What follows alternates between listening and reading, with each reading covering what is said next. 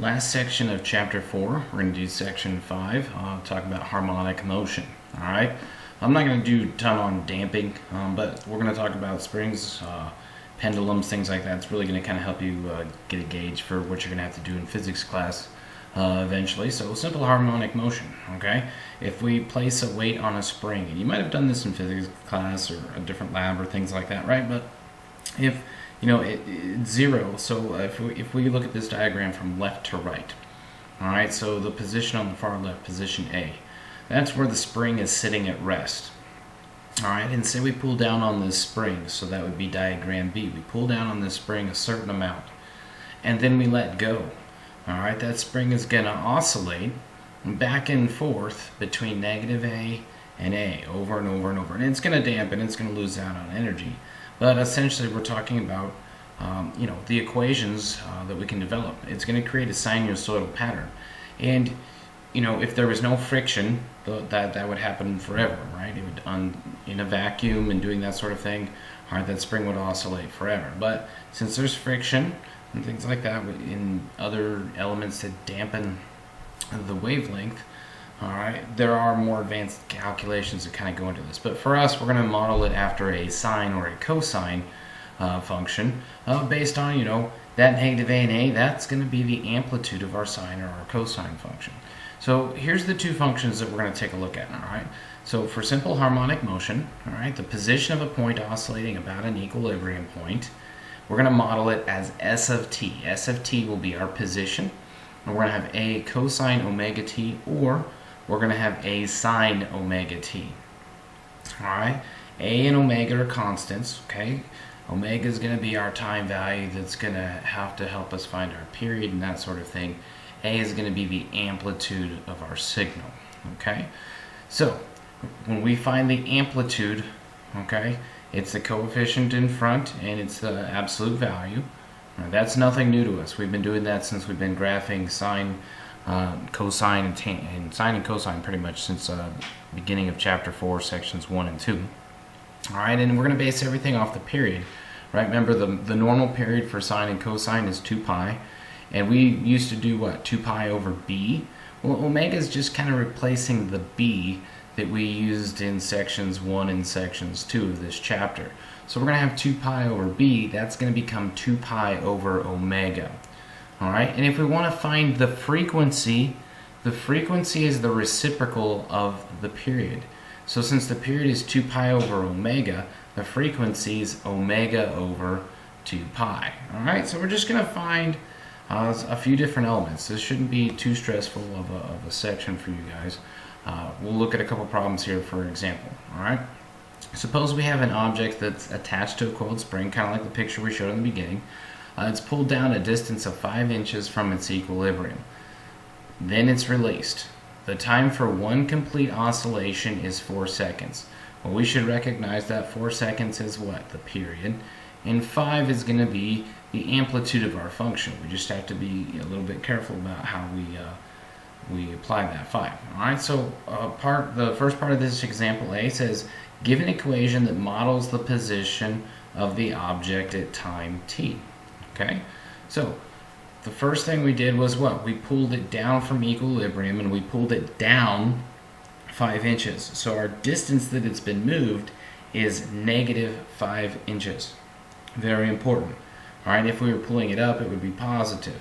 Or compressing it up, it would be positive. But since we are pulling it down, it's negative 5 inches. So that's what's going to go in front. Okay, that's going to be our amplitude. Our amplitude is 5, but for this equation, since it's starting down 5 inches, all right, our amplitude has to start with a negative 5 for our position equation. Okay, then we choose the cosine function because it's just an easier one to work with because cosine of omega 0 is 1. That's really just what makes it easier for us. Okay, we want to find at time. I backed up a slide here. We want to find at time 0, right? Then because that's why, that's where it's pulled down. So we say negative 5 equals A cosine omega 0, and we're going to use cosine because cosine of 0 is 1. If it was sine of 0, it would be 0, and it wouldn't help us in this problem. So this is why we're going to choose cosine. So S of t, S of times 0, all right, allows us to get that -5 for our a value. Okay, so that's the easiest, and that's kind of how we're going to choose between sine and cosine. Pick the one that makes it work out the best. All right. The other part for us is we want to know, all right, given in the problem is the period, we have to find and calculate omega, which is b, what we did in sections 1 and 2, but it's omega in this case. So we set our period, which is 4, equal to 2 pi over omega, and solve for omega. So we divide both sides by 4, multiplies both sides by omega, all right, and we end up with our period being pi over 2. Okay, or I'm sorry, not our period. Our period's 4. I misspoke there. We end up with omega being pi over 2. Now we're done. We've solved all the parts necessary to write this equation. So we can model this motion saying S of t is -5 cosine of pi over 2t. That's it. Most of them will be relatively this simple. Okay, so let's do another part here.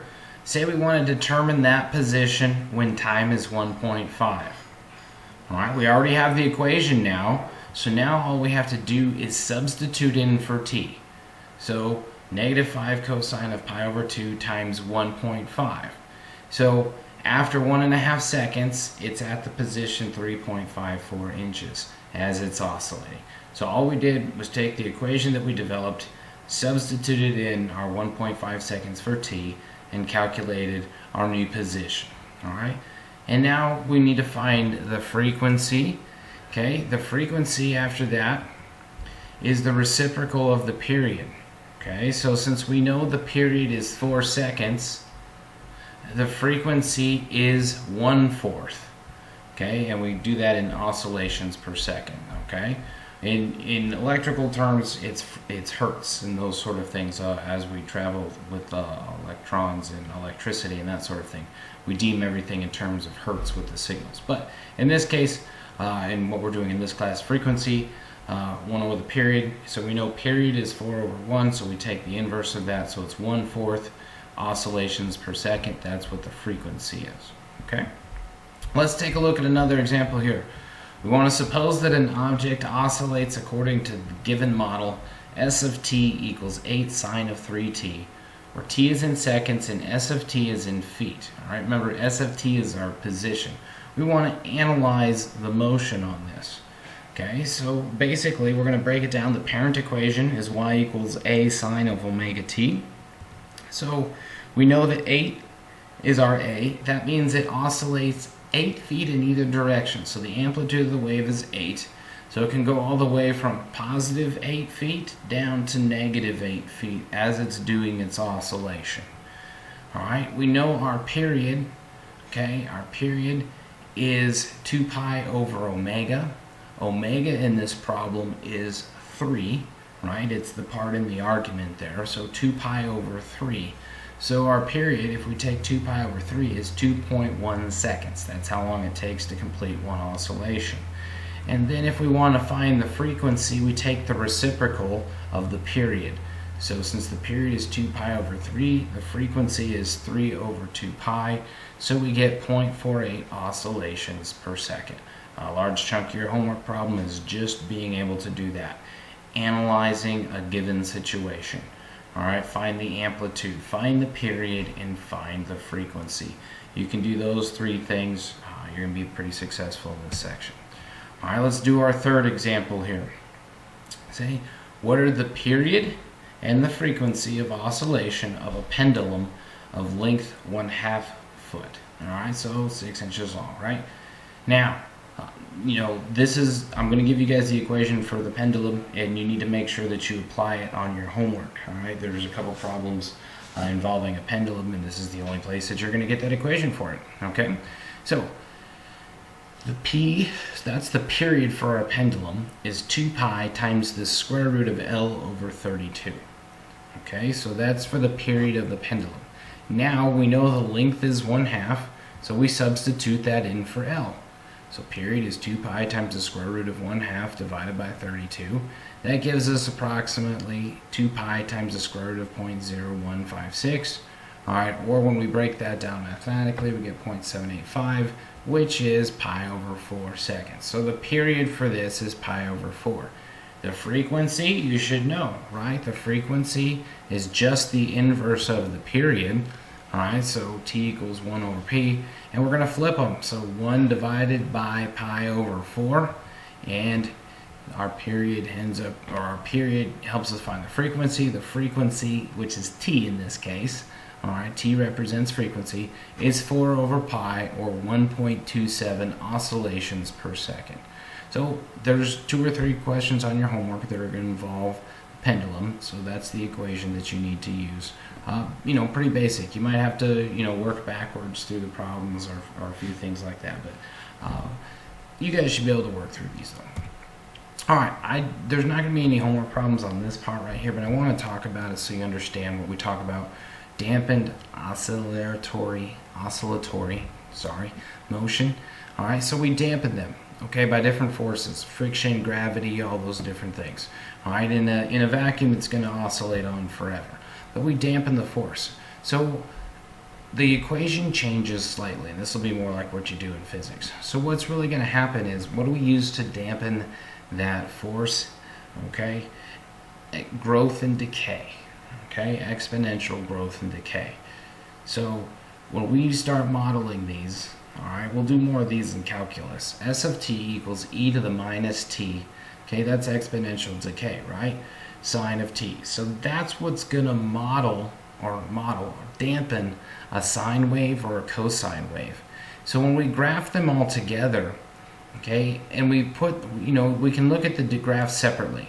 We can look at y equals e to the minus x, right? That's our exponential decay. And we can look at negative e to the minus x. And we're going to create what we call a working envelope here. And we're going to squeeze that sine function in between it, and it's going to dampen the signal.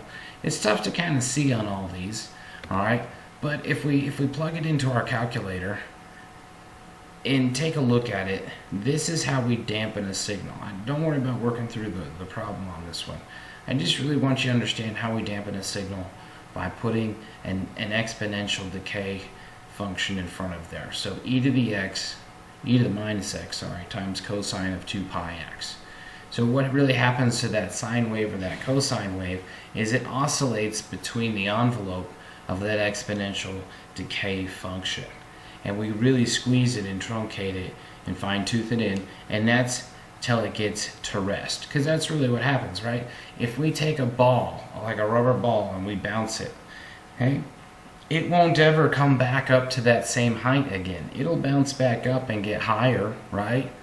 But it won't come higher than your hand if you just drop it, right? If you give it a different force to bounce it and make it go up, that's different. But if you just take a ball and you drop it out of your hand onto the floor, it's going to bounce back up, but not quite as high as where you dropped it from.